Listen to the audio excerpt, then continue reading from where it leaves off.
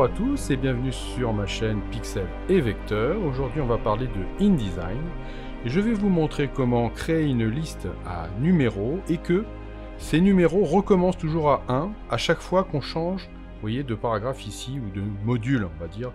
On a 4 titres et je veux que ma liste ici qui va être en numéros recommence à chaque fois à 1. Alors vous allez voir qu'il y a une version qui est manuelle, très facile, mais si vous avez beaucoup de pages à faire, un petit style serait le bienvenu qui vous permettra de tout automatiser une bonne fois pour toutes.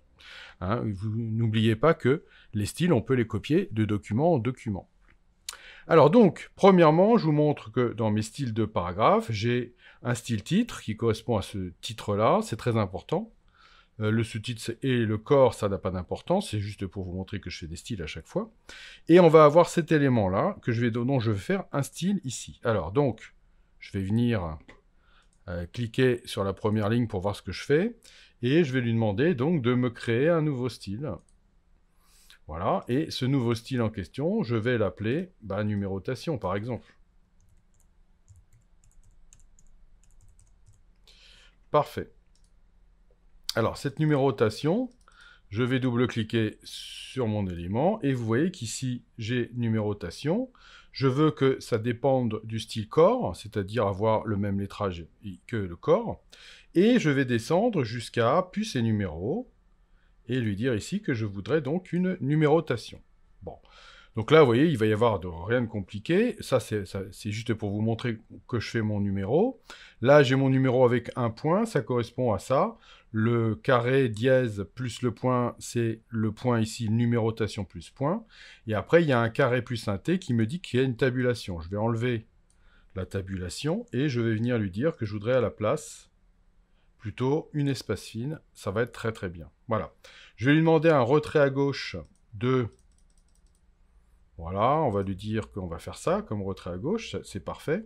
Voilà, et je vais faire OK là-dessus. Ça veut donc dire que si maintenant je prends tous ces éléments-là, que je le mets en numérotation, je prends tous ces éléments-là, je les mets en numérotation, je prends tous ces éléments-là, je les mets en numérotation, et les derniers, je les mets en numérotation. Vous voyez que 1, 2, 3, 4, 5, 6, 7, 8, 9, 10, etc. Donc, la manœuvre manuelle consiste à venir se positionner ici sur le 6, faire un clic droit, et lui demander de numérotation recommencer. Et là, vous voyez qu'on est redémarré 1, 2, 3, 4, 5. Et là, je devrais faire la même chose ici et ici. Donc là, évidemment, si j'ai une page comme ça, c'est pas grave. Je peux faire une numérotation, une renumérotation à la main, il n'y a pas de souci. Je fais pomme Z exprès pour annuler. Le problème, c'est si j'ai 20 pages et que j'ai des numérotations un peu partout, ça serait pas mal de pouvoir inclure dans le style de numérotation le fait qu'il redémarre à 0. Voilà, enfin à 1 en l'occurrence. Pour ça, il va falloir faire une petite ruse. Voilà, c'est pour ça que, à chaque fois que j'ai ça, il faut que j'ai un autre style qui soit légèrement au-dessus. Là, je vais prendre le style titre. Je vais cliquer sur le style titre ici, et vous voyez, il s'affiche, et je vais lui demander à ce qu'il se modifie. Donc je double-clique ici. Si vous travaillez par le menu qui est là, vous pouvez aussi faire option de style ici. C'est exactement la même chose. Bon. Et là, voilà ce qu'on va faire. Pour le titre, on va lui demander une numérotation. Alors évidemment, on va lui demander une numérotation sans en avoir. Donc ici, vous voyez, par défaut ici, si vous avez un par défaut ici, vous lui mettez un niveau 1, et vous enlevez tout ce qui est dans la partie ici. On ne veut pas de numéro, on veut rien ici. Voilà. C'est ça qui est très très important. Et la deuxième chose qui va être très importante, c'est de venir ici et de lui demander de faire une nouvelle liste. Alors vous voyez, je l'ai déjà fait parce que j'ai fait un essai avant quand même. On va faire une nouvelle liste ici et qu'on va appeler donc repartir à 1. Voilà. Et là, vous laissez cocher ça. Parfait. Donc très important, vous avez une liste qui s'appelle repartir à 1. Vous êtes en niveau 1. Vous avez non ici, rien du tout, et vous commencez ici à 1. Voilà. Donc, bon, pour l'instant, aucun changement, mais le titre, le style que j'ai appliqué ici, s'applique ici, ici et ici. Donc, il s'applique bien à chaque titre. Donc, c'est ça qui est important, vous allez voir. Je fais OK là-dessus, et maintenant, je vais modifier la numérotation qui se trouve ici. Donc, je vais double-cliquer sur la partie numérotation là. Je vais dans puce et numérotation, et c'est là que ça va devenir super important. Ici, je vais retrouver ma liste, repartir à 1. Je vais me mettre en niveau 2. Voilà. Et là, vous voyez que ça y est, c'est déjà fait. Mais bon, je vous montre quand même. Ici, vous voyez que là, on peut mettre ce que l'on veut ici, il n'y a pas de problème. Vous allez pouvoir donc faire votre numérotation avec votre espace comme vous le voulez, il n'y a pas de souci.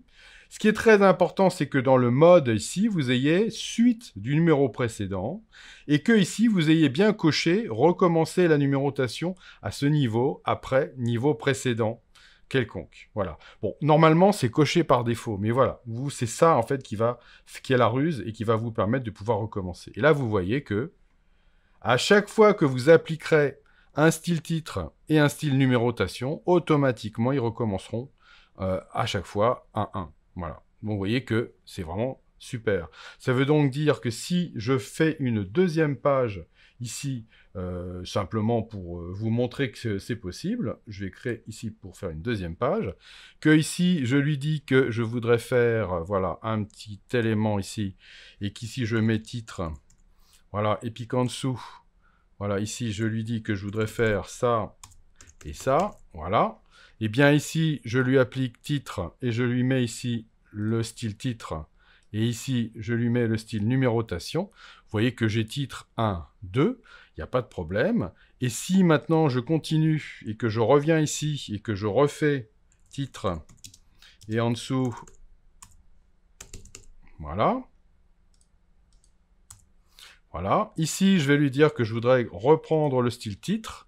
Et vous voyez qu'automatiquement, j'ai bien le 1-2 qui est apparu ici. Voilà, vous voyez, le fait d'avoir un style, puis un deuxième, avec des numérotations, avec des listes, va me permettre de systématiquement avoir le 1-2, que ça redémarre à 1-2. Voilà, donc c'est très très utile si vous avez un gros document, et éventuellement, une fois que vous avez fait ce style une fois, et ben vous pourrez le récupérer pour d'autres documents, puisque je vous rappelle que quand vous voulez éventuellement récupérer des styles, il suffit d'aller dans votre document et de faire charger tous les styles de texte, ou charger tous les styles de paragraphe. En l'occurrence, nous, ce seront des styles de paragraphe.